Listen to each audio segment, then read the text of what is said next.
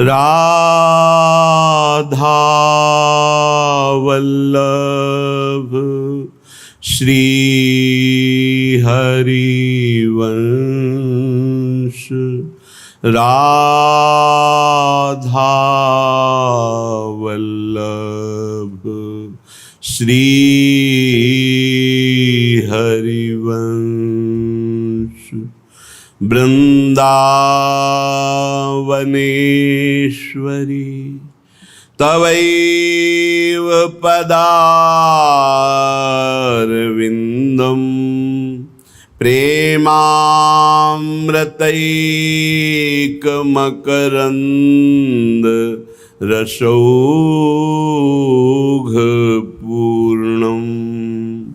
हृद्यर्पितं मधुपते स्मरतापमुग्रं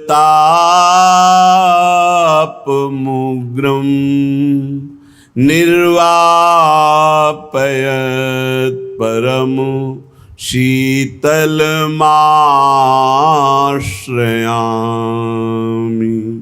निर्वापयत् परम शीतलमाश्रयामि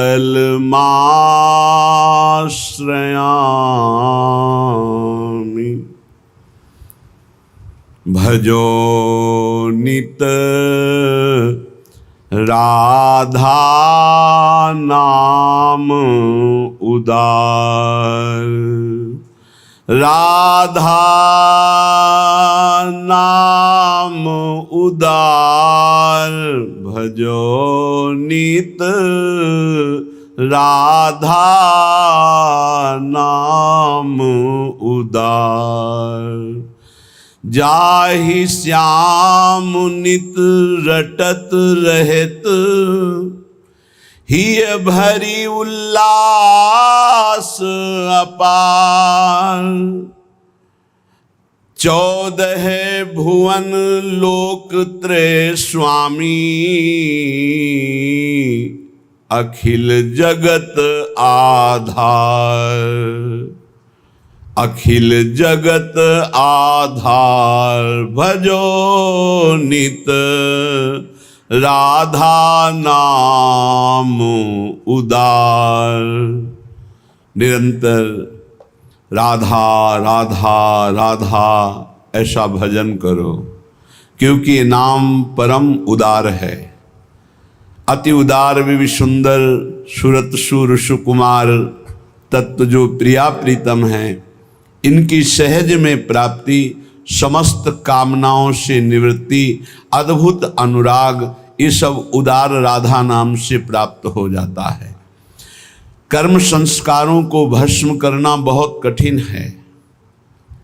निरंतर कर्म हो रहे हैं, ये निष्फल हो जाएं, प्रारब्ध भोगने की सामर्थ्य आ जाए, भगवत प्रेम प्रकट हो जाए, समस्त कामनाओं की निवृत्ति हो जाए, ये सब जो हमारी चाहें हैं ये राधा नाम से पूर्ण हो जाएंगी।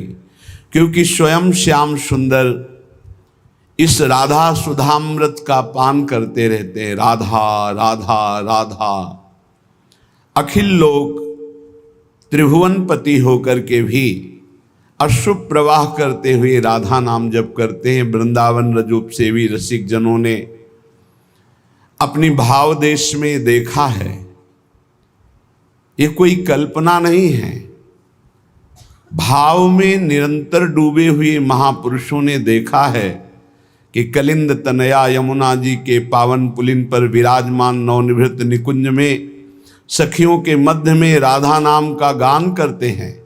ये एकांत में योगियों की भांति राधा नाम का ध्यान करते हैं, राधा नाम का जप करते हैं। ये पराविद्या राधा नाम स्वयं अखिल लोक चूड़ामणि त्रिभुवनपति भगवान श्री कृष्ण इसका रसास्वादन करते हैं।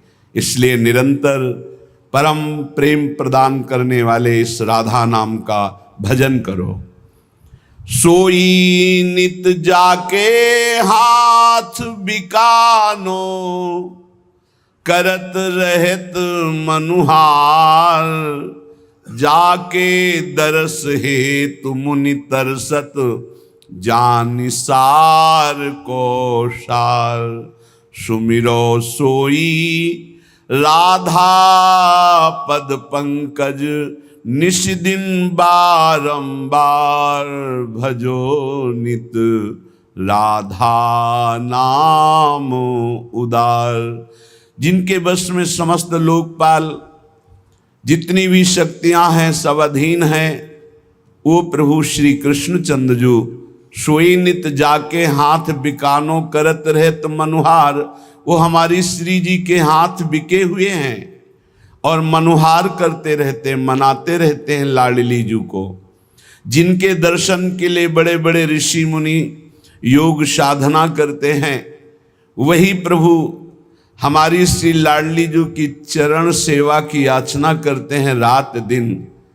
इसलिए ऐसे महासुख को प्रदान करने वाले राधा नाम का निरंतर रटन करो।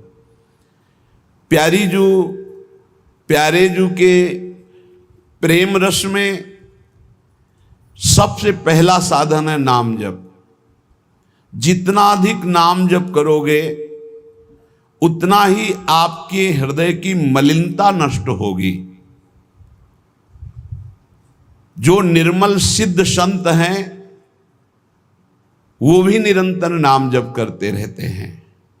साधन नाम सम नहीं आन, नाम के बराबर कोई साधना नहीं है।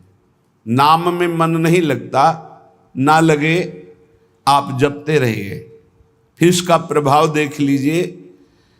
मन तो ऐसे फंस जाएगा जैसे चींटा गीले गुड़ में फंस जाता है, उसकी टांगें फंस गई, अब वो निकल नहीं सकता। ऐसे नाम मन को फंसा लेता है। आप जपिए तो भागने दो इसको, कितना भागेगा, जाएगा कहाँ है।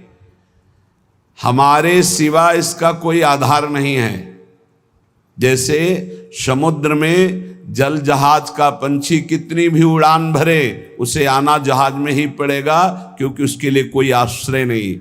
ऐसे ही हमारा मन कितनी भी उड़ान भरे, उसको आना हमारे ही पास पड़ेगा, क्योंकि हम ही उसके आश्रय हैं। हमारी बिना स्वीकृति के वो कुछ नहीं कर सकता। इसलिए जो लोग ये डर रहे हैं कि नाम जप करते समय मन भागता है, क्या करूं, बिल्कुल डरने की जरूरत नहीं। बहुत धैर्यपूर्वक जहाँ जहाँ जाए वहाँ से हटा के नाम में लगाओ, या जहाँ जहाँ जाए वहाँ प्रभु को देखो। अगर ऐसा भी नहीं हो रहा तो छोड़ दो, नाम पर ध्यान दो। राधा राधा राधा, ये जाएगा कहाँ, भाग के इसे आना पड़ेगा। जपत शिव सनकादि, शारद नारदादि सुजान, साधन नाम सम नहीं आन। भगवान शंकर को क्या चाहिए? समस्त बोध शास्त्रों का, स्वरूप का, सिद्धियों का इन्हीं के चरणों की आराधना से होता है, देवाधिदेव महादेव की आराधना से। वो भी हरि नाम जपते हैं, वो भी भगवान नाम जप करते हैं। सनकादि को क्या, ये तो परम सिद्ध हैं, पर हरिशरणम हरिशरणम हरिशरणम। सरस्वती जी तो सबको बुद्धि प्रदान करती, पर ये भी नाम जप करती हैं। नारद जी का तो प्रसिद्ध ही है नारायण नारायण नारायण। ये सब सुजान ईश्वर कोटि के महापुरुष निरंतर नाम जप करते रहते हैं। इसलिए नाम से बढ़कर कोई साधना नहीं है। नाम के बल मिटत भीषण, अशुभ भाग्य विधान। अशुभ भाग्य विधान जो हमें नाना प्रकार के दुख विपत्तियां संकट देते हैं, जो खूब नाम जप करता है उसके ऊपर किसी का प्रभाव नहीं पड़ता। विपत्तियां, अशुभ विनायक, भूत प्रेत पिशाच यक्ष राक्षस, किसी की ताकत नहीं। कुछ लोग कहते हैं कि, आप कहते हैं कि प्रेत सताता नहीं है, तो क्या प्रेत योनि नहीं है? क्या है? योनियां हैं, पर ये उनके लिए है जिनका कर्म भोग उपस्थित हो गया है। जैसे सृष्टि में सांप है, पर सबको काट लेगा क्या? उसी को काटेगा जिसका संस्कार है, कर्म भोग है। ऐसे ही हर योनियां हैं। कोई हमें कष्ट तभी देगा जब हमारा प्रारब्ध कर्म आ जाएगा भोगने के लिए। उसको सहन करने की सामर्थ्य या मिटाने की सामर्थ्य भगवान नाम में है। विश्वास कीजिए, राधा वल्लभ भजत भज भली भली सब होए, जीते विनायक शुभ अशुभ विघ्न करे नहीं कोई। विघ्न करे नहीं कोई, डरे कलिकाल कष्ट भय, हरे सकल संताप हरस्य हरि नाम जपत जय। जिसके मुख में नाम चलता रहता है, जो अशुभ प्रारब्ध है वो भी बहुत क्षीण होकर प्राप्त होता है। जैसे हमने कई बार सत्संग में सुनाया कि काशी में एक बहुत नाम जापक युगल उपासक रहते थे। पूज्य श्री मथुरा दास जी के श्रीमुख से सुना। वो कभी विश्वनाथ जी के दर्शन करने नहीं जाते थे, समय ही नहीं था। जो उपासक एकांतिक भजनानंदी है उसको समय ही नहीं होता अपने ठाकुर सेवा, अपनी दिनचर्या, तो उनको कभी ऐसा महसूस भी नहीं होता कि हम प्रभु से अलग है, क्योंकि प्रभु के नाम रूप लीला धाम में हर समय चित्त जुड़ा रहता है। तो काशी विश्वनाथ जी की जो सेवा के प्रधान थे वो बहुत बड़े ज्योतिषाचार्य थे। उनके मन में एक जलन हुई कि ये काशी में रहकर विश्वेश्वर विश्वनाथ के दर्शन करने नहीं आते और बड़े वैष्णव हैं, भगत हैं। तो वो समय के अनुसार तत्काल विचार करते थे। तो विचार किया उनके जीवन के विषय में, तो लिखा था कि परसों म्लेच्छ सेना आएगी और उनका सर्वनाश कर देगी। तो उनका हाँ, विश्वनाथ जी के दर्शन न करने से अशुभों का नाश नहीं होता, जरूर इनको अशुभ भोगना पड़ेगा। और वो नाम जापक थे, उनका प्रारब्ध था। उन्होंने ज्योतिष के द्वारा विचारा और परसों गए। जब वहाँ गए तो पूछा कि वो भगत जी कहाँ? बोले स्नान कर रहे हैं। बोले मध्याह्न में स्नान? बोले ये तो पता नहीं, पर स्नान कर रहे हैं। स्नान करके आए तो उन्होंने कहा मेरी ज्योतिष आज तक कभी गलत नहीं हुई। भगवान विश्वनाथ जी के वरदान से मुझे ज्योतिष का ज्ञान है, और 12 बजे आपके पास म्लेच्छ सेना आनी चाहिए थी आज, और वो आपका विनाश करने, तो वो आई नहीं। इसका मतलब मेरी ज्योतिष झूठी हो गई? बोले नहीं, आपकी ज्योतिष झूठी नहीं हुई, म्लेच्छ सेना आई थी। बोले यहाँ तो सब यथावत है। बोले प्रगट में नहीं आई। मैं जब भोग पधराकर प्रिया प्रीतम का ध्यान कर रहा था भोग का, उसी समय म्लेच्छ सेना मेरे ध्यान में आई और सब कुछ विनाश किया। फिर मेरा ध्यान टूटा, तो हमने सोचा चलो प्रगट में न सही भाव में तो आई, तो इसीलिए स्नान करने गए थे, अब भोग उसारेंगे ठाकुर जी का। ये है ठाकुर सेवा और नाम जप का प्रभाव कि अशुभों को भाव में मिटा दिया, स्वप्न में मिटा दिया, या थोड़ा बारा कष्ट दे के मिटा दिया। नाम के बल मिटत भीषण अशुभ भाग्य विधान। भीषण अशुभ भाग्य का विधान नाम जप से मिट जाता है। नाम बल मानो लहित सुख सहज मन अनुमान। जैसा सुख चाहिए तुम्हें, जो सुख चाहिए तुम्हें, वो तुम्हें प्राप्त होगा, केवल नाम जप बढ़ाओ। जो इच्छा करी हो मन माही, हरि प्रसाद कछु दुर्लभ नाही। जैसे बाजार में आप जो चीज चाहो ले सकते हो, पर आपके पास रुपया होना चाहिए। ऐसे ही त्रिभुवन में जो चाहो प्राप्त कर सकते हो, आपके पास भजन बल होना चाहिए, नाम बल होना। नाम बल मानो लहित सुख सहज मन अनुमान। नाम टेरत टरत दारुण विपत्ति शोक महान साधन। नाम श्रम नहीं आन। नाम के बराबर कोई साधना नहीं। जो मानो हर समय नाम रटता रहता है, तो मन के इच्छा के अनुसार उसको भोगों की प्राप्ति हो जाती है। भोगों की प्राप्ति ना चाहे तो भगवत साक्षात्कार हो जाता है। भगवत साक्षात्कार भी ना चाहे तो अद्भुत प्रेम प्रकट हो जाता है। नाम का प्रभाव। नाम टेरत टरत दारुण विपत्ति शोक महान। कोई कितनी भी विपत्ति शोक में हो, खूब नाम जप करो, देखो हर विपत्ति कोहरे की तरह नष्ट हो जाएगी। जैसे सूर्य के उदय होते ही कोहरा सब विध्वंस हो जाता है, ऐसे ही नाम का जब प्रकाश उदय होगा हर दुख विपत्ति नष्ट हो जाएगी। आरत करी नर नारी ध्रुव सब रहे शुचि सही दान, नाम के परताप ते जल पर तरे पाषाण। जिसने आर्त भाव से नाम जप किया हो, चाहे स्त्री हो, चाहे पुरुष हो, बालक हो, चाहे वृद्ध हो, ध्रुव माने परम सत्य, सब परम पवित्र हो गए और निहाल हो गए। जो भगवान नाम जप किए सब आनंद मस्त हो गए। अरे नाम ले ले करके जब नल नील ऐसे पत्थर रखते थे तो वो डूबे नहीं, नाम का प्रभाव, नाम मुख से लेकर के रखते थे। ऐसा कोई न समझे कि पाषाण पे नाम लिख करके रखते, नाम उच्चारण करते, जय श्री राम, और पत्थर रख दिया तो तरा नहीं, क्योंकि मुनि का आशीर्वाद और नाम का प्रताप। नाम बल सागर उलांघ्यो सहज ही हनुमान। हनुमान जी महाराज भगवान के चरणों का चिंतन करते हुए जय श्री राम, पूरे समुद्र को लांघ गए। ये समुद्र से भी बढ़कर भव समुद्र है। अगर ठीक से नाम जप करो तो लांघना ही नहीं पड़ेगा, सूख जाएगा।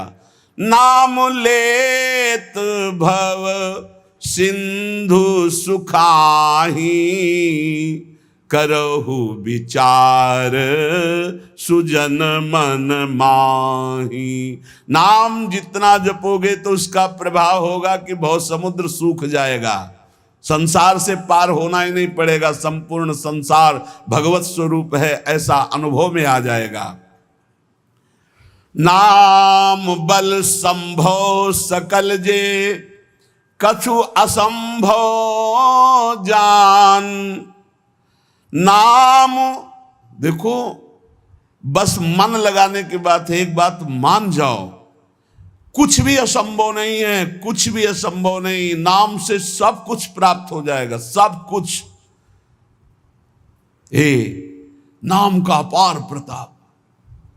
18-20 साल से किडनी फेल है, चल रहे हैं, जीवन चल रहा, जो दिनचर्या चाहिए वो दिनचर्या चल रही। असंभव, ये असंभव जो संभव शब्द में बदलता है वो नाम से केवल बदलता है। सच्ची माने, नाम बल संभव सकल जे, कछु असंभव जान। जो असंभव लगता है कि ऐसा नहीं हो सकता, वो साफ संभव नाम बल से। अभी कैसे तुम्हें एक एक पल की घटना बताएं कि जिस समय जो सेवा है उसी समय एक अपार बल आता है, वो सेवा करवा के चला जाता है।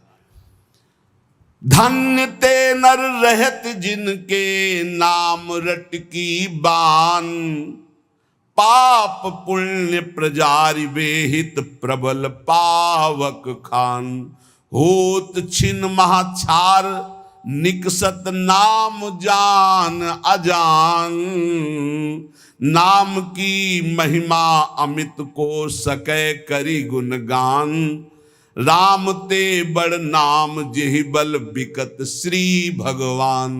भगवान को खरीद सकते हो नाम जप से, बिकत श्री भगवान।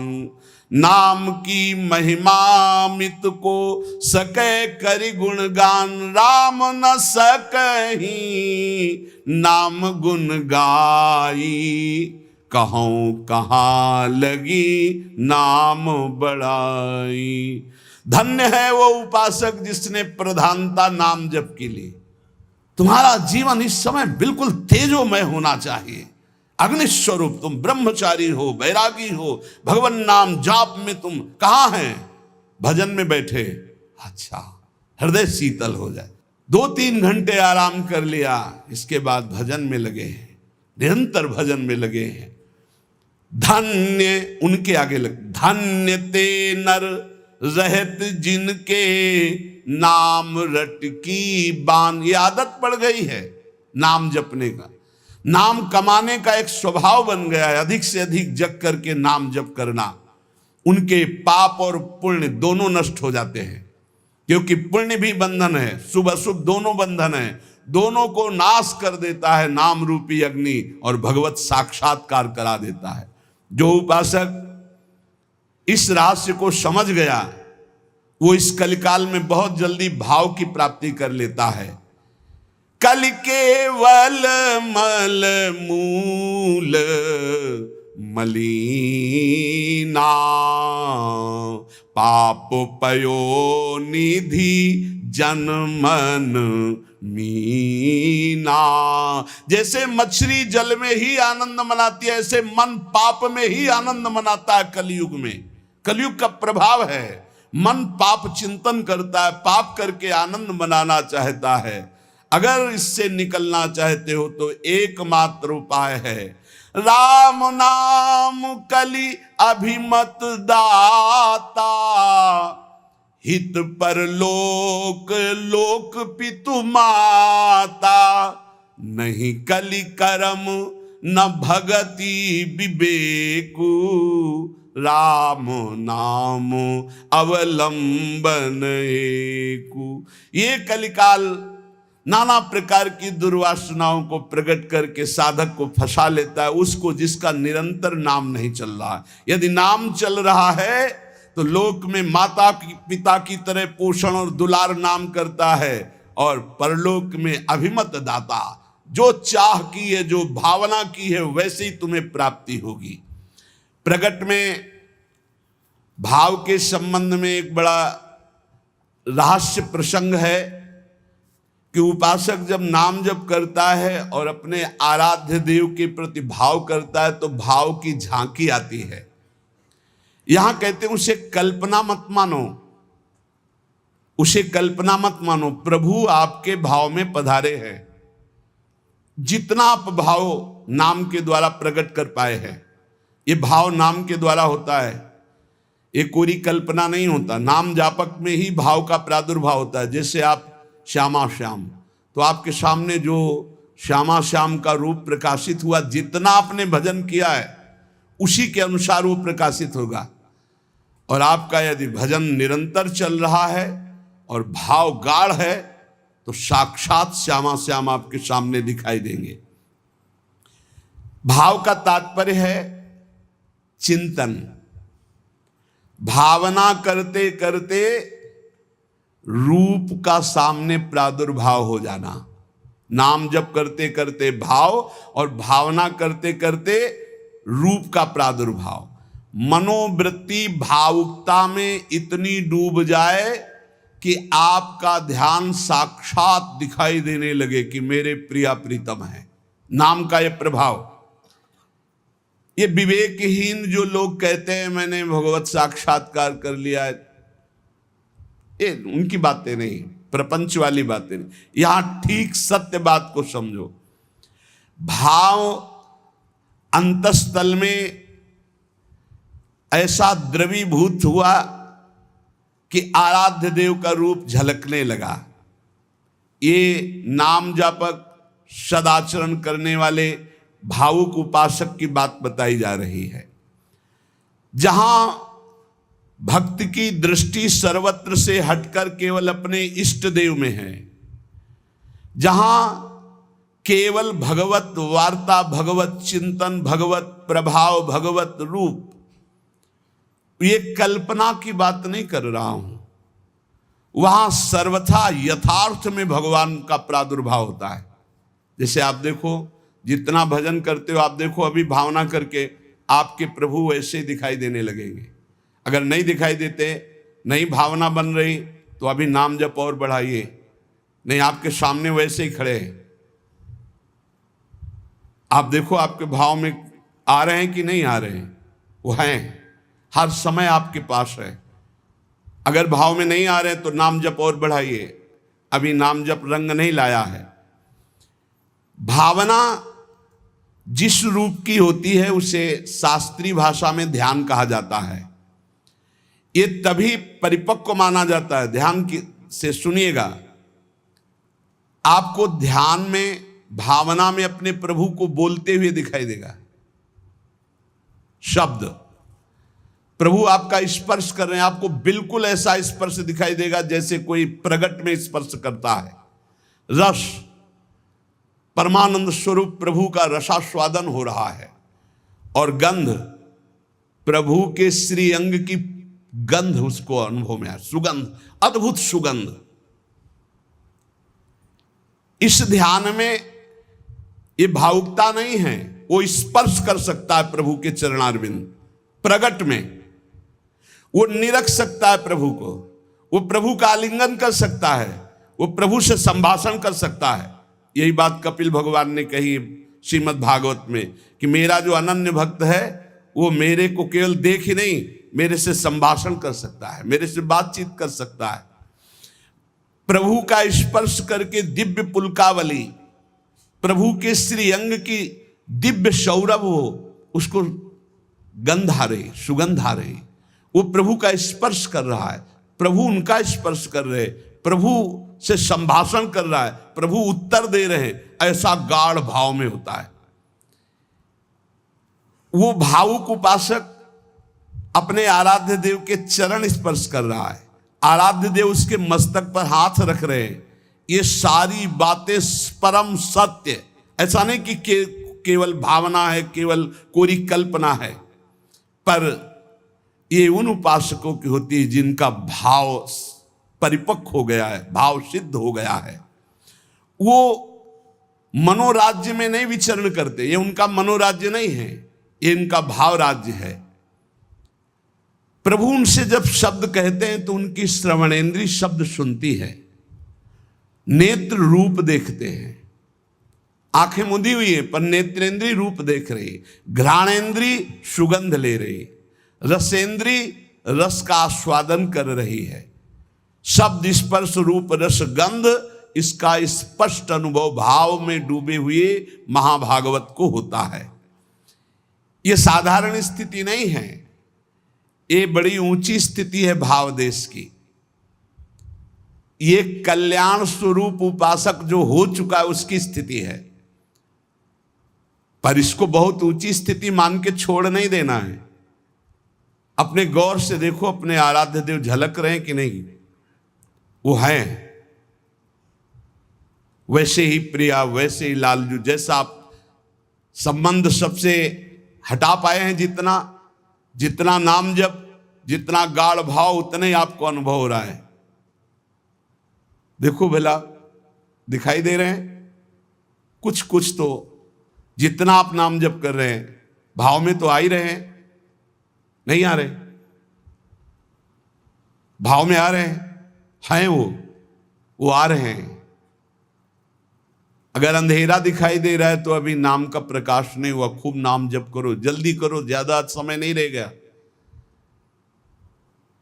गाड़ी आने वाली है, बस भागना है, यहां से भागना है।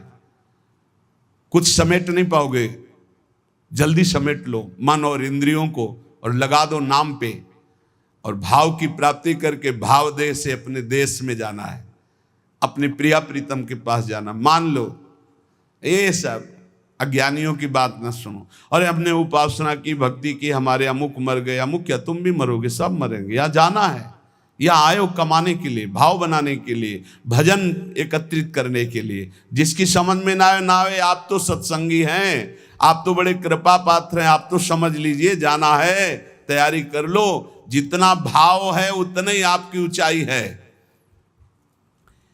तार्किक लोगों से बचिए।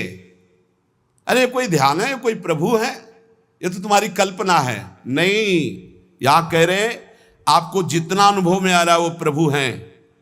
पक्का विश्वास करो, प्रभु आए हैं आपके ध्यान में। गाढ़ भाव को, ये था माम प्रपद्यन्ते तास्तत भजाम्यम, पुलकित हो जाओगे कि हाँ प्रियाजू आ गई, देखो हमारे ध्यान में लालजू आए। लालजू प्रियाजू कैसे गलभैया दिए हुई, कितना सुंदर निकुंज है, कितना सुंदर लता भवन, सुंदर पुष्प के पावड़े बिछे हुए, पराग की गद्दी लगी हुई, उस पे युगल सरकार कैसे विराजमान है। ये भाव में देखो, अधरों पर बंशी है, गलबैया दिए हुए युगल सरकार, प्रियाजू लालजू की तरफ देख रहे, लालजू प्रियाजू की तरफ देख रहे, और बंशी से वो नाम गुणगान कर रहे प्रियाजू का।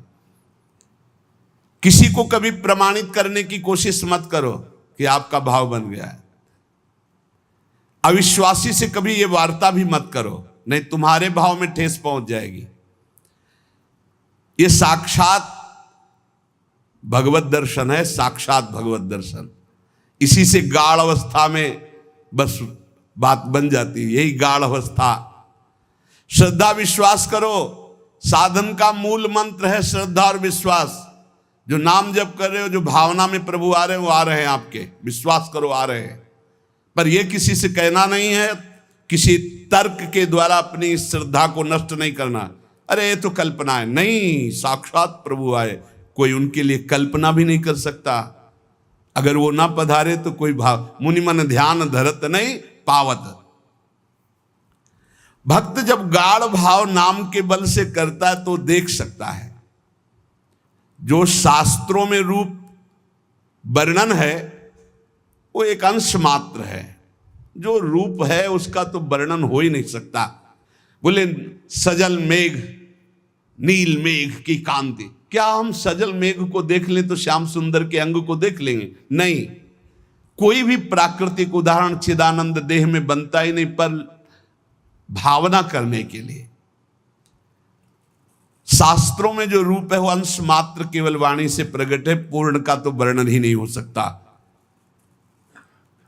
भगवान का वो रूप, वो वेश, वो प्रकाश नाम जापक अन्य संबंध त्यागी उपासक के हृदय में प्रकट होता है। जैसा रूप भक्त चाहता है वैसा रूप प्रभु प्रकाशित कर देते हैं। भक्ति की जैसी इच्छा होती है, जितनी सामर्थ्य होती है, उतना ही भगवान अपना रूप प्रकाशित करते हैं और धीरे धीरे उसको दिव्य लीलाओं का रसास्वादन कराने लगते हैं। जो साधनाभिमानी हैं उनको ठग लेते हैं, काम क्रोध लोभ मोह मद मत्सर, वो भाव देश तक नहीं पहुंच पाते जो साधनाभिमानी हैं। कभी कभी इनको मार्ग भ्रष्ट करने के लिए उपदेवता विघ्न डालने लगते हैं। छोटे मोटे चमत्कार, छोटे मोटे मन की बात जान लेना, छोटा मोटा ऐसा आकर्षण, और मार्ग से भ्रष्ट कर देते हैं। लेकिन ये उनकी बात है जो साधनाभिमानी है। जो कृपा पात्र जन हैं वो ना किसी से भयभीत होते हैं और ना कोई विघ्न उनके जीवन में डाल सकता है। मत चित्ता सर्व दुर्गाणि मत प्रसादात तरिष्यसि, भगवान कह रहे हैं मेरी कृपा से उनके सारे दोष नष्ट हो जाते हैं, मेरी कृपा से हर विघ्न से वो पार हो जाते हैं। मेरा भक्त आंख मूंद करके चले, मैं हाथ पकड़ कर चलाता हूं। कोई देवता उपदेवता, कोई विघ्न विनायक किसी भी तरह का उपद्रव नहीं कर सकते उनकी साधना में। अनन्य श्री भगवान का ध्यान रखिएगा, साधनाभिमानी को भ्रष्ट होना पड़ेगा। अनन्य और निष्काम भाव से जो प्रियालाल की शरण में हैं, उनके योगक्षेम की जिम्मेवारी स्वयं भगवान लेते हैं। प्राप्ति की रक्षा करना, अप्राप्ति की प्राप्ति कराना उनकी जिम्मेवारी, इसलिए कोई भी विघ्न से परास्त नहीं कर सकता। जो प्रभु का अनन्य है और उन्हीं से सारी कामनाएं हैं, प्रभु से ही।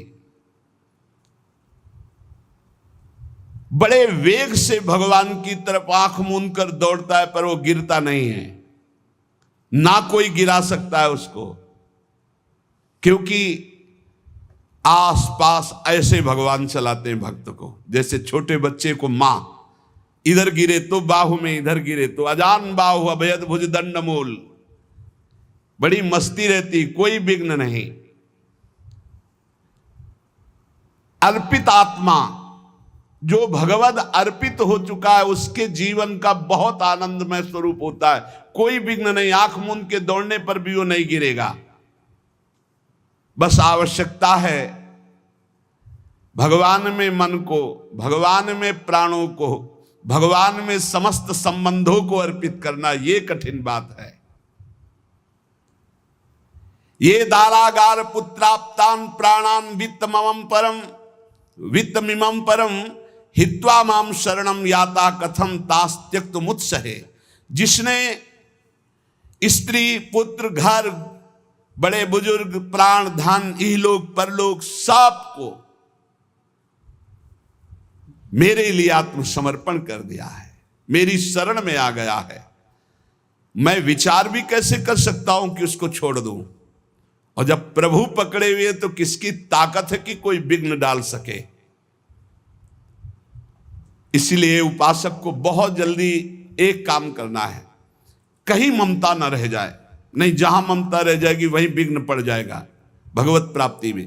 तन मन धन सर्वतो भावेन एकमात्र आराध्य देव श्यामा श्याम के चरणों में समर्पित, निष्प्रिय निरीह, मोक्ष की भी इच्छा नहीं, श्री हरि चरणों में पूर्ण समर्पण, तब पूरी जिम्मेवारी भगवान ले लेते हैं।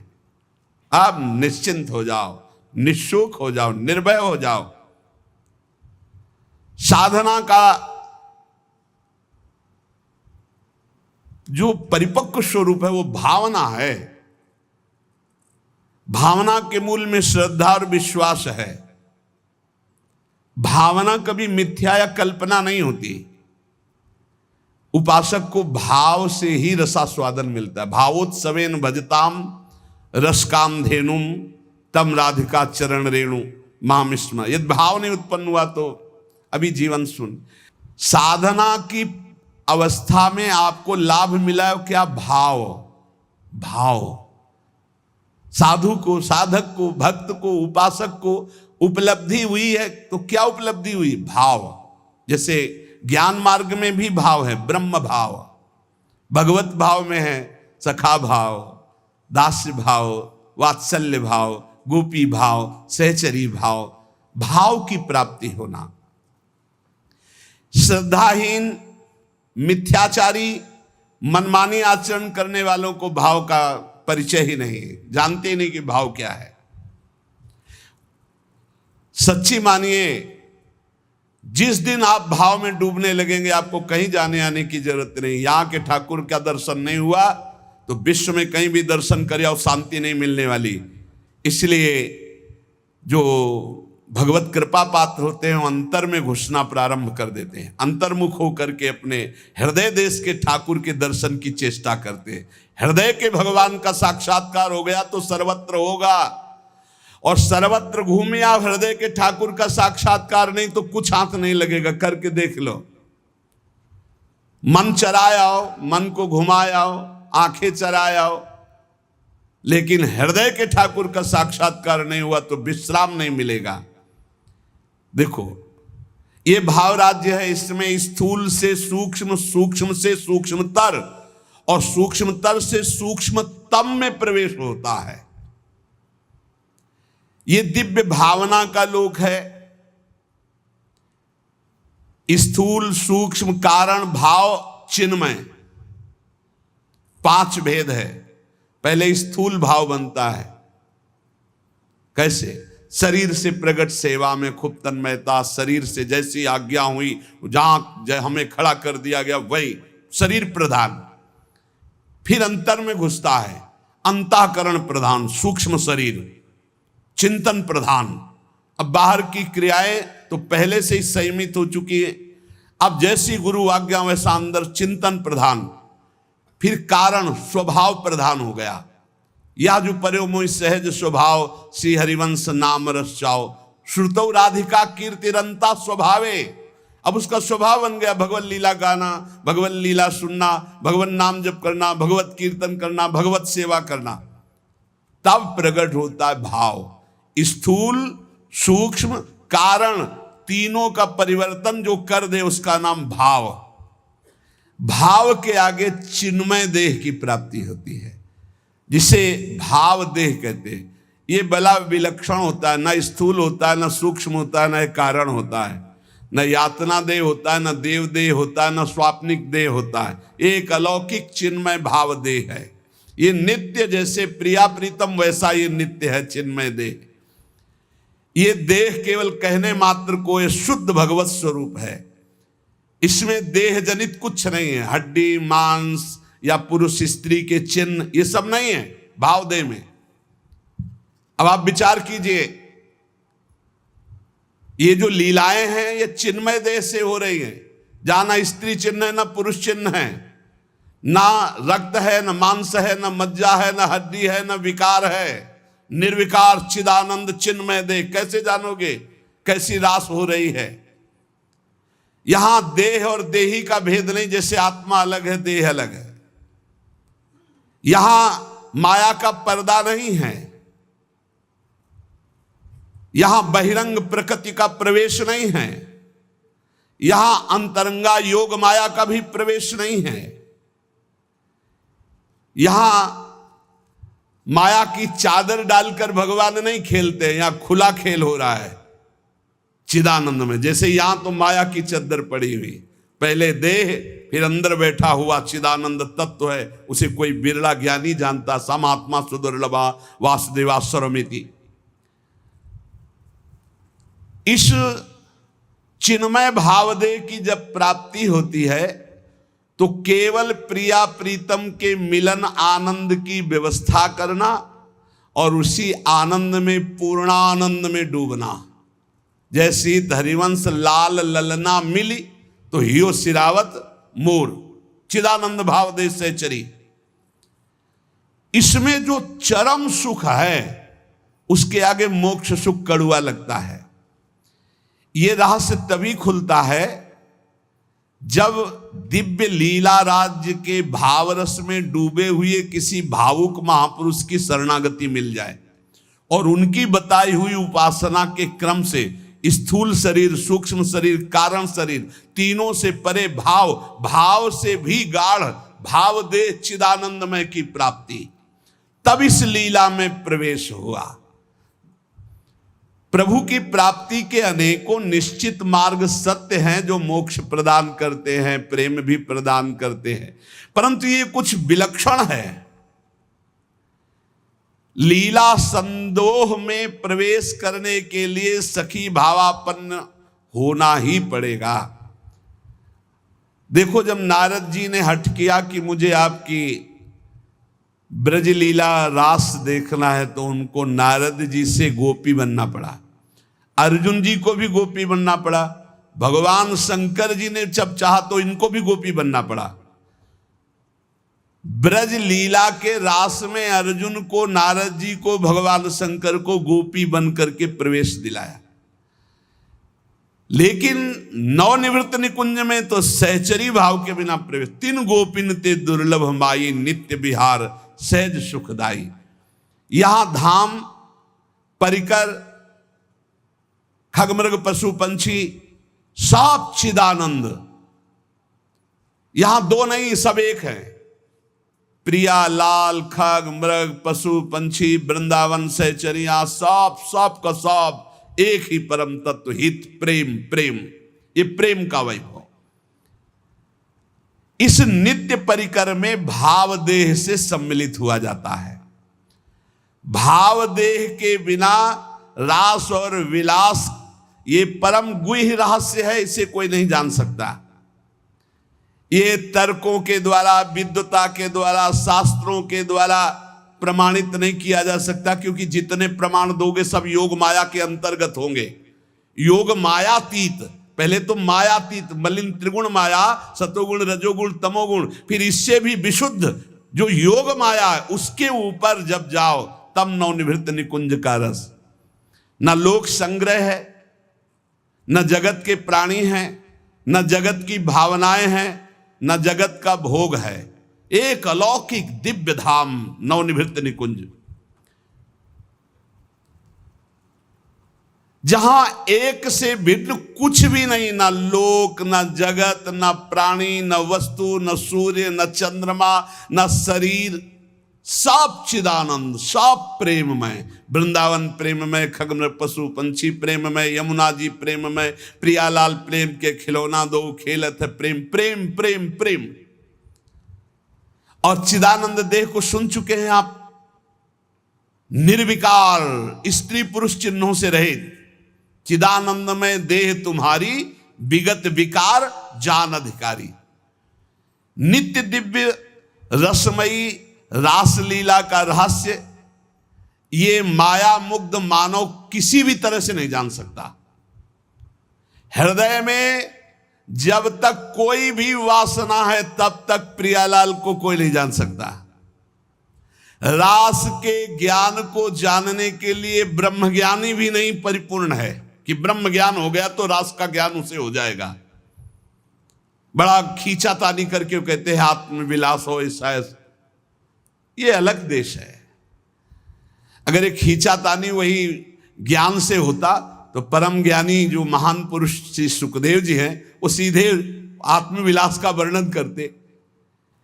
जगत के विषयों से त्याग वैराग्य उपरति, मोक्ष सुख का त्यागी, वो रास रस का अधिकारी जो पुरुष होता है उसकी स्थिति का वर्णन करते हुए कहते हैं जहां किंचन मात्र भी मैं का ख्याल ही नहीं रह गया। देखो, रास में प्रवेश पाने वाले भाव देह को प्राप्त हुए महापुरुष की स्थिति कैसे होती, वो देख रहा है। मेरे द्वारा होता जो कुछ करते वो सारा भगवान, मैं न रहा मेरा न रहा, करता कौन कहां अभिमान, ढांचा एक बना रखा है अपने से ही अपने काम, नियमित सब चलते कल पुर्जे होती दिखती क्रिया तमाम। केवल ढांचा दिखाई दे रहा है, अंदर सिर्फ भगवान बैठे हुए हैं। अब जो कुछ हो रहा है वो सिर्फ भगवान कर रहे हैं। ढांचा दिखाई दे रहा है व्यक्ति का, वो अंदर बैठा है परमात्मा, वही सब कुछ करा रहा है।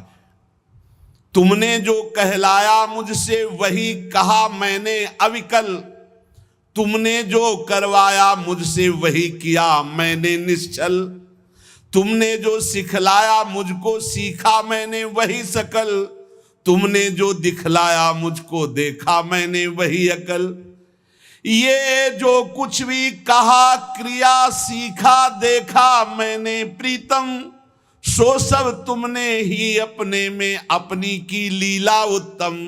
तुमने जो कहलाया मुझसे वही कहा मैंने अविकल, तुमने जो करवाया मुझसे वही किया मैंने निश्चल। ये उस जो भाव देह को प्राप्त हो रहा है, किंचन मात्र हम नहीं रह गया, वो देख रहा है प्रभु करा रहे हैं। मन मति कैसे होते मुझ में जब मैं ही हूं नहीं स्वयं, बना तुम्हारा सुख सदन तुम्ही से रहते हरदम। मन बुद्धि चित्त हम सब कुछ आपने अपहरण कर लिया, आप कार्य तो आपके द्वारा हो रहे हैं। ओ शब्द में त्रुटि हो सकती, हाईजैक कहते, हाईजैक कहते, कर लिया हाईजैक भगवान ने, पूरा सिस्टम हाईजैक कर लिया। मन बुद्धि चित्त अहंकार इंद्रियां सबको भगवान ने। अब वो दिखाई दे रहा है केवल ढांचा करता हुआ, लेकिन क्रिया। किसी ने प्रश्न किया था कि आपको मन परेशान करता है जैसे हम लोगों को परेशान करता है? था, परेशान करता था जब मेरा मन था तब। जब मेरा मन था तब परेशान करता था, और जब उनका मन हो गया तो अब आनंद देता, परेशान नहीं करता है, अब आनंद देता। क्या स्थिति होती है? मेरे मन में नित प्रविष्ट रहे ईश्वर का मन करता काम, ईश्वर के मन के ही होते उदय दिव्य संकल्प ललाम। अब जो मेरा मन था उसमें ईश्वर का मन आकर बैठ गया। अब जो संकल्प विकल्प हो रहे हैं, अब जो क्रियाएं हो रही, जो भी बात हो रही, जो प्रश्न उत्तर हो रहे, जो चेष्टा हो रही, वो ईश्वर के द्वारा हो रही, वो किसी जीव के द्वारा नहीं हो रही। जीव के द्वारा किसी का परिवर्तन नहीं होता, ध्यान रखना। जो इसमें मैं था उसका अपहरण कर लिया गया, और उस मैं पे जो मैं है वो बैठ गया, अब अपना कार्य वो कर रहा है। रहा न मेरे मन में कुछ भी ईश्वर के मन के अतिरिक्त, रहता सदा इसी से वो मधुरमय भगवद रस से अभिषिक्त। अब मेरा मन नहीं रह गया, अब प्रभु के मन ने हमारे मन पर पूरा का पूरा अधिकार करके बैठ गया तो प्रेम रस अभिषिक्त मन, सूखे मन में काम क्रोध लोभ मोह मद मत्सर होते, भगवत रस से अभिषिक्त मन में नहीं होते। परेशान भूखा आदमी करता है, तृप्त आदमी तो आराम करता है। अब श्री राधा जुग चरण निवास, अब तृप्त हो गया, अब इसके भागने की जगह नहीं बची है। मेरे मन को नित्य बनाए रखते प्रभु निज मन का यंत्र, करते उससे अपने मन की मनमोहन वे परम स्वतंत्र। रहा न कोई मुझ में करने वाला अब शुचि अशुचि विचार, अंतर्द्वंद मिट गए सारे मिटे मोह के सभी विकार। एक ने कहा कि हमने आपको जान लिया। नहीं भाई, नहीं जान सा है। छाती से लगे रहो फिर भी नहीं जान पाओगे, छाती से लगोगे फिर भी नहीं जान पाओगे, वचन से लग जाओगे तो जान जाओगे, वाणी को पकड़ लो उसके अनुसार चल दो तो जान जाओगे, नहीं जान पाओगे। प्रभु के मन में निज को खोकर मन हो गया अमन मेरा, उठा असत आशा तृष्णा का ममता का सारा डेरा। अमना हो गया मन, कुछ नहीं चाहिए।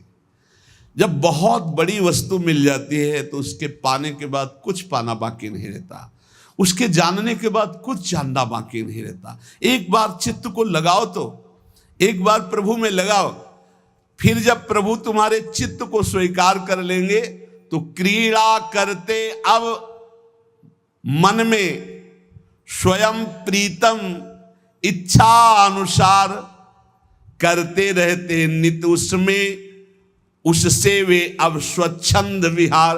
अब मन रूपी भवन में हमारे प्रीतम स्वच्छंद विहार कर रहे हैं।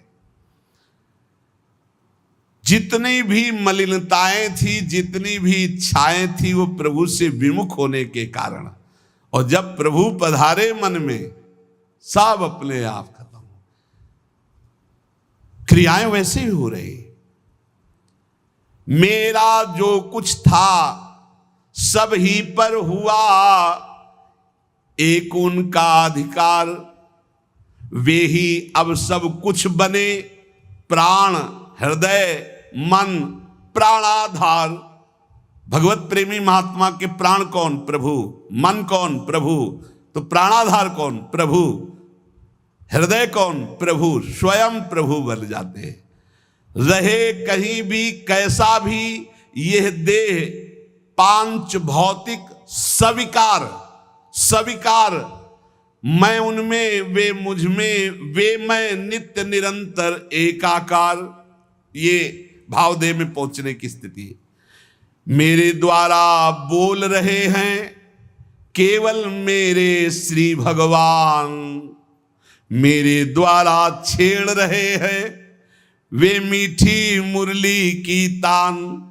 मेरे जीवन में अब तो एकमात्र उनका ही स्थान, अतः उन्हीं का होता मुझ में क्रिया नित्य क्षुद्र महान।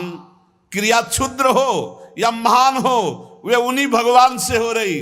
अब मैं मेरा कहीं अस्तित्व तो नहीं रह गया। इस स्थिति में भाव का प्रादुर्भाव हो जाता है और भाव देह की प्राप्ति हो जाती है। तो कह रहे इस लोक में आराध्य देव से भिन्न कहीं भी जिसकी ममता नहीं है, उसके लिए कोई संसार नहीं है, उसके लिए कोई प्राणी नहीं है, यहां तक कि अपना भी अस्तित्व तो नहीं रह गया। देखो साधना को समझिए, अपना भी अस्तित्व नहीं रह गया। तब वो नित्य दिव्य रास लीला का रहस्य उसके हृदय में स्वयं प्रकाशित हो जाता है। ये माया मुग्ध मानव अपनी बुद्धि लड़ाकर रास को समझना चाहे तो कदापि नहीं। कौन अधिकारी है? बोले जिसका इस लोक में कोई भी नहीं है, अपनी ममता कहीं नहीं है, जगत में पूरे ना कोई प्राणी पदार्थ में, यहां तक कि अपना भी अस्तित्व खो गया, वो रास का अधिकारी। इसीलिए कई बच्चा के पेट, बच्चा बन जाओ, आचार्य शरणागत हो जाओ, स्थिति वो प्रदान कर देंगे। हृदय में जब तक थोड़ी भी वासना का अंधकार है, वो इस रास के ज्ञान से आलोकित नहीं हो सकता है। जगत के विषयों से त्याग, वैराग्य, उपरति के अनंतर रसिक महापुरुष की विशिष्ट कृपा, तब वो रास रहस्य का ज्ञाता होता है। श्री श्यामा श्याम की यत्किंचित कृपा से रहस्य प्रकाशित होता है। ये लोक लोक नहीं रह जाता, मृत्यु लोक नहीं रह जाता उसकी दृष्टि में, ये सब दिव्य वृंदावन हो जाता। कहीं भी हो रहे उसकी दृष्टि वृंदावन में ही रहती, उसका दिव्य रास लोक अलग अलौकिक उसके नेत्रों में छाया रहता है। हमारा हृदय तो वासना से ग्रस्त है, दिव्य लोक की बातों पर विश्वास ही नहीं है, पाप की तरफ ही आकर्षण है, यही सुख दिखाई दे रहा है, इस माइक जगत को ही सत्य मान रहे हैं। अरे अभी माइक जगत को त्याग करके योग माया के आवरण को भेद करके आगे बढ़ना। रास में जहां श्री श्यामा श्याम व्यवधान रहित अद्भुत रास रंग में मगन है, ये माया का आवरण और योग माया का आवरण हटे बिना वहां प्रवेश नहीं होता है। वहां का वस्त्र, वहां के शरीर, वहां के खेल सब व्यवधान रहित, मायातीत, योग मायातीत, दिव्य प्रेममय है। वस्त्र भी प्रेम के, वस्त्राभूषण भी प्रेममय। ये नित्य परिकर जो प्रिया प्रीतम का है, इसी के आश्रय से इस परिकर में प्रवेश होता है। ये जो सखी आई, श्री स्वामी हरिदास जी महाराज, ललिता सखी जी, श्री हरिवंश महाप्रभु हित सजनी जी, ये जो नित्य परिकर है किशोरी किशोर का, इन्हीं की कृपा से इधर सोच बढ़ती नहीं, कल्पना भी नहीं कर सकते आप। संभाव्योपि विरंचि नारद शिवो स्वयं भुवाद्यैर नया। इतना आवरण माया का है, इसी को भेद पाना बड़ा कठिन है। देखो उस दिन कह रहे थे काल के भी महाकाल जिनकी सेवा में रहते हैं, यहां लिखा है जहां काल के भी महाकाल नित्य कालातीत प्रभु दैन्य भाव लिए हुए विराजमान हैं। दैन्य भाव, यद्यपि सकल लोक चूड़ामणि दीनपन पो माने, प्रीति की रीति रंगीलो ही जाने।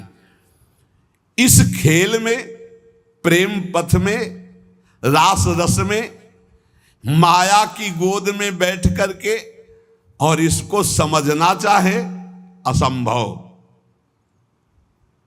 बिना ब्रजरज का सेवन किए, बिना ब्रजरज उपासक रसिकों का संग किए हम सोच भी नहीं सकते कैसे रास का क्या स्वरूप है। जब किसी रसिक महापुरुष का आलिंगन प्राप्त हो, आलिंगन का तात्पर्य तुरंत बाहरी भाव में आता है कि वो हमको गले से लगा ले, लेकिन यहां इस आलिंगन की बात नहीं कह रही, तदात्म की बात। आप में समा गए, कोई रसिक महापुरुष आप पर कृपा करे और हृदय से आपके हृदय का आलिंगन कर ले, और आप पूर्ण त्रिभुवन में काम विजयी हो जाएं। कोई त्रिभुवन में मृत्युलोक की सुंदरता, क्या देव गंधर्व लोक की भी सुंदरता, ब्रह्मलोक की भी सुंदरता आपको आकर्षित न कर पावे।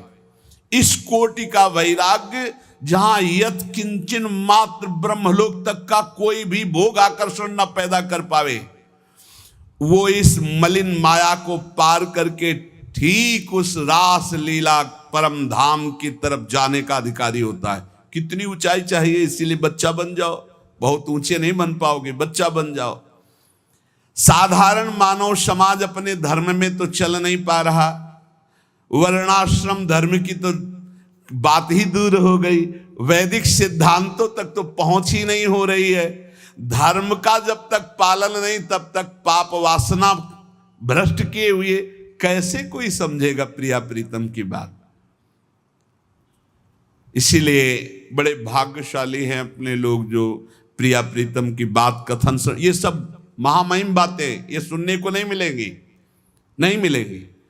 आजकल श्रवण कथन का स्वरूप ही बदलता चला जा रहा है, एक उपहास, एक मनोरंजन, एक ऐसा। ये जो मायाकृत है, कैसे जानेंगे रास, कैसे जानेंगे भगवान की प्रेम विलास को?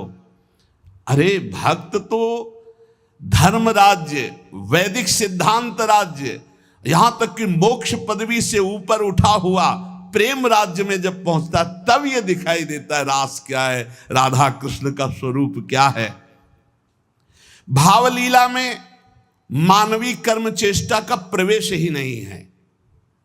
ये मानव जगत आदर्श के शिखर तक मानव कर्म पहुंचते हैं, रासलीला में नहीं। ये रासलीला भावलीला है, ये भावदेह से होती है। जैसे ब्रज में जो रास हुई, जब भगवान श्री कृष्ण की बंसी बजी तो सब गोपियां भगवान श्री कृष्ण के समीप पहुंची, तो हर गोपी अपने पति के पास सोई हुई थी, जहां जो जैसी थी व्यवस्था में। शरीर से एक भी गोपी नहीं गई। पूज्य महाराज भाई जी महाराज कह रहे, गोपी अपने अपने पति पुत्रों के पास थी, मानव देह मानव के पास था, और भाव देह चिदानंद में दिव्य रूप से वो भगवान के समीप गई, रास में सम्मिलित हुई। ये स्थूल सूक्ष्म कारण देह नहीं थे, भाव देह चिदानंद में स्थिति गोपी की। चिन्मय देह भाव देह में दिव्य अलौकिकता होती, उसमें स्त्री पुरुष के चिन्ह ये सब भाव नहीं होते।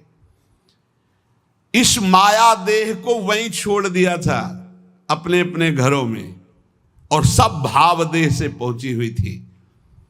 पूज्य भाई जी महाराज इसमें लिखे, आत्माराम श्री कृष्ण का आलिंगन आत्मा से होता, देह से नहीं। वो आत्मदेह स्वरूपा गोपांगनाएं थी, इसलिए प्रभु को जो रास विलास में तो कहा स्वप्रतिबिंब विभ्रमा, जैसे बालक अपने प्रतिबिंब से खेलता है, अर्थात सब श्री कृष्णमयी चिदानंद देहधारी गोपियां थी, कोई लौकिक स्त्रियां नहीं थी।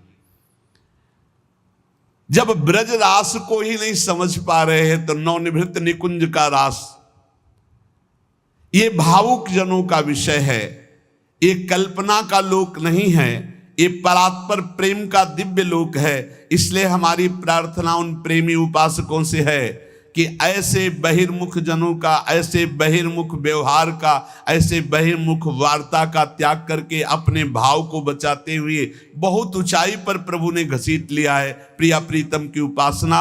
तो सिर्फ श्यामा श्याम का नाम, श्यामा श्याम की रूप, श्यामा श्याम की लीला, श्यामा श्याम के गुणों का गायन करते हुए संसार की, लोक परलोक की कोई परवाह न करते हुए, किसी की समालोचना का ये विषय नहीं, ये अपने हृदय के भाव का विषय है। तो जैसा आचार्य गुरुदेव ने उपदेश किया वैसा हम आगे बढ़ते रहे। पूज्य श्रीपाद प्रबोधानंद जी महाराज, यदि आपको वृंदावन का वास मिल गया है, वृंदावन आने को मिल गया है, अब यहां आपको कोई कटुवचन बोलता है, आपके साथ दुर्व्यवहार करता है, तो आपको पवित्र किया जाता है। कल एक प्रश्नकर्ता ने प्रश्न किया कि हम प्रायः बहुत महापुरुषों को देखें कि बहुत बुरा कष्ट भोगना पड़ता है संतों को, ऐसा क्यों? बड़े बड़े पापी हैं ऐसे, उनको कुछ नहीं कष्ट होता, और संत जो भजन कर रहे हैं उनको बहुत ही कष्ट होता है, ऐसा क्यों होता है? ऐसा इसलिए होता है, उसके दो कारण होते हैं। पहला तो इतने करुणा में होते हैं कि वो अपने जनों के आगामी प्रारब्ध को देख लिया और वो जान भी नहीं पाया और प्रारब्ध को घसीट कर अपने शरीर पे डाल लिया और भोग लिया। इतना करुणा में हृदय होता है कि अनंत माताओं का हृदय भी उतना करुणा में नहीं होगा। कोई जान नहीं सकता इस बात को। वो देखा कि हमारे अमुक जन पर प्रारब्ध का आक्रमण होने वाला है, तो प्रारब्ध तो मिटाया नहीं जा सकता, भोगा जा सकता है, तो आओ हम भोगने के लिए तैयार हैं, और वो उनके प्रारब्ध को ले लेते हैं। दूसरा, अनंत जन्मों का हिसाब बराबर होना है, भगवत प्राप्ति होनी। अब आखिरी जन्म है तो जो हिसाब है अनंत जन्मों का, पहाड़ का पहाड़ जमा था, छोटा छोटा भोग भोगते हुए तो उनको लगता है कि जो संत महात्मा उनको बहुत कष्ट है। बिल्कुल कष्ट नहीं है, केवल प्रारब्ध भोग की लीला। वो दो प्रकार की, एक करुणा करके अपने जनों के प्रारब्ध को ले लेना, एक दूसरा अपने अनंत जन्मों के प्रारब्ध को भोग कर पवित्र होकर भगवान के धाम जाना। दूसरा जो पापात्मा जन है, उनके जो वर्तमान के पाप हैं और पूर्व के पुण्य उनके काम कर रहे हैं, इसलिए उनको कष्ट नहीं दिखाई दे रहा। लेकिन जब पूर्व का पुण्य समाप्त हो जाएगा, वर्तमान का पाप और पूर्व का पाप लगे, तब उनकी दुर्गति हो जाएगी। तो ऐसे ही जब हम धाम में या नाम जपने में या भक्ति में चलते हैं तो लोग हमारा उपहास करते हैं, लोग हमें कटु वचन बोलते हैं, उनको द्वेष होता है भक्तों से, वो निंदा करते हैं। तो दुर्वाच्यानि सहस्रशा परिभवान नीचैः कृतान कोटिशो। करोड़ों प्रकार से कोई हमें दुर्वचन कहे तो भी हमको चुप रहना है। क्यों चुप रहना? हमें अपना काम बनाना है। वो दुर्वचन बोलेगा, हमारे पाप नष्ट हो जाएंगे, हृदय में जलन होगी ना तो हमारा हृदय पवित्र होगा। हृदय भगवान के लिए सुंदर महल है, सुंदर निकुंज है। नारायण या गौर श्याम को हृदय निकुंज बसइए। बहुत कूड़ा करकट जमा कर लिया गलती करके, उसका नाश होगा। दुर्वाच्यानि सहस्रशा परिभवान नीचैः कृतान कोटिशो। नीच पुरुष द्वारा करोड़ करोड़ प्रकार से तुम्हें कष्ट दिया जाए, गाली दे रहे हैं, निंदा कर रहे हैं, उपहास कर रहे हैं, ऐसा व्यवहार कर रहे हैं जो हृदय को जला रहा है। ए सह जाना, पलट कर जवाब मत देना। बहुत जल्दी तुम्हारा हृदय पवित्र हो जाएगा और तुम सदा सदा के लिए सुखी हो जाओगे, और वो जो बोल रहा है वो दुखी हो जाएगा। उमा क्षमा सापहुते भारी। तुम चुप रहो, मत बोलो। भक्ष्याक्षादन वास कुट्य मिलना दुखान्यलम कोटिशा। हो सकता है कि तुम्हें भोजन आदि की व्यवस्था हो, वास की सही व्यवस्था न हो, गर्मी सर्दी आदि सहनी पड़ रही, चुपचाप सह लो। थोड़े दिन का जीवन है, भगवत प्राप्ति करनी है। धाम में ऐसी निष्ठा से रहो, भोजन भी नहीं मिलेगा, कष्ट भी मिलेगा, गालियां मिलेंगी, तो भी हम धाम को नहीं छोड़ेंगे। कामाद्यैरति पीड़या च मनसो वैकल्यमात्यंतिकम। अब इतने बड़े भजनानंदी तो नहीं है कि हम काम विजयी हों, तो ये काम आदि दोष हमारे हृदय को जलाएंगे, पीड़ा देंगे, पर हम किसी से कहेंगे नहीं और कोई चेष्टा नहीं करेंगे, सह जाएंगे। वैकल्य मात्यंतिकम, भारी विकलता होने पर भी हम किसी से नहीं कहेंगे, हम कोई चेष्टा नहीं करेंगे, हम सह जाएंगे। ये सोढ़्वापि वसंत के लिविपने कृष्णश्च तेभ्यो नमः। जो ऐसे श्री राधा और कृष्ण के केल विलास युक्त महल वृंदावन में वास करते, सब कुछ सहते हुए श्रीपाद कहते मैं उनको नमस्कार करता हूं। दोषान्न स्थिर जंगमेशु कलयन कस्यापि नो द्वेजयन। तुम्हें उद्विग्न करेंगे यहां लोग, तुम्हें परेशान कर सकते हैं, पर तुम उनकी निंदा मत करना, उद्विग्न मत होना, उनकी निंदा मत करना, अपने आप को बचा के निकल जाना। ये मानो परमार्थ में आगे बढ़ने के लिए जरूरी है ये बात। दोषान्न स्थिर जंगमेशु, यहां किसी भी जड़ चैतन्य में दोष दर्शन न होने पावे। यद्यपि वो तुम्हें उद्वेग प्रदान करेंगे, भगवत पार्षद हैं, प्रेरित होकर आएंगे, तुम्हें ऐसे वचन बोलेंगे, ऐसी चेष्टा करेंगे, ऐसे उद्वेग प्रदान करेंगे, पर तुम उद्वेग मत कर। किंचित दयत्न लब्ध मित भुक चित्ते पिन स्त्रीक्षणा। यदि तुम्हें कवल दो कवल ही भोजन मिल जाए तो उसी को खा करके दिन व्यतीत कर लो। अभ्यास में बहुत बड़ी सामर्थ्य है, बहुत बड़ी सामर्थ्य अभ्यास में है। ये भगवत प्राप्ति जब लक्ष्य हो जाएगी तभी सह सकते हो, अन्यथा नहीं सह पाओगे। अगर कवल दो कवल भी भोजन मिल जाए तो उधर में डाल लिया, पूरा दिन व्यतीत। कवल दो कवल तो बहुत होता है, 3-4 दिन में कभी ऐसे गुड़ मिल जाता था ना गंगा किनारे, गुड़, तो गुड़ पाके एक कमंडल जब गंगा जल पीते थे तो ऐसे भगवान की तरफ, कितने कृपालु भगवान हो, ऐसे एकांत में भी आप हमारे उदर पोषण को देते हो। आज तुम 3 बार पाते हो, एक बार भी भगवान हृदय से जय नहीं बोलते होगे, हृदय से जय नहीं बोलते होगे कि आहा कितने कृपालु प्रभु आप हो, आप कितना प्यार करते हो। कभी रोते हो प्रभु के प्रति? कितना प्यार है प्रभु का, हर व्यवस्था है, लेकिन कभी एकांत में जय जयकार हृदय से नहीं कर कि आपकी कितनी अपार कृपा है नाथ हम पर। और कह रहे मितभुक चित्तेपि न स्त्री क्षणा, एक क्षण के लिए भी वृत्ति काम भोग के लिए किसी माता बहन की तरफ गंदी भावना से न जाने पावे। धाम में वास करते हो, ऐसी गलती ना होने पावे। श्री राधा मुरली धरोज्वल यशहा, श्रणवन गृणन संस्मरन, यो वृंदावन मावसेन मधुर, धीर धन्याय तस्मै नमः। जो हर समय राधा मुरलीधर का निरंतर नाम जप करता है, यशोगान करता है, किसी माता बहन की तरफ काम भाव से एक क्षण भी नहीं देखता है, थोड़ा कवल दो कवल मिल जाए उसी से काम चला लेता है, रात दिन भजन में है पर लोग उसे गाली देते हैं, लोग उसको दुर्वचन बोलते हैं, पर वो कुछ नहीं बोलता, सह जाता है। तो श्रीपाद कह रहे हैं धन्याय तस्मै नमः, वो धन्य हो गया, मैं उसे नमस्कार करता हूं।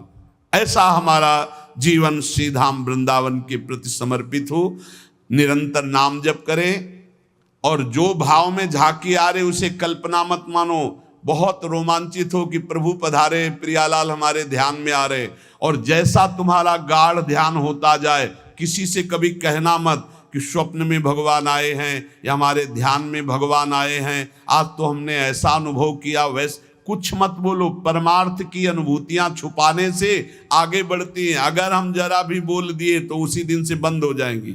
इसलिए सावधान रहो, खूब नाम जप करो, अपने भाव की बातें किसी को बताओ मत, और किसी के द्वारा आपके प्रति जो दुर्वचन है, अपमान है, निंदा है, इनको सह जाओ। जैसा रूखा सूखा मिले उससे उदर पोषण करो। यहाँ से जाना है, शरीर छोड़ना है, भगवत प्राप्ति करनी है, ये दृढ़ निश्चय रखो। शेष चर्चा आगे। श्री राधा वल्लभ लाल की।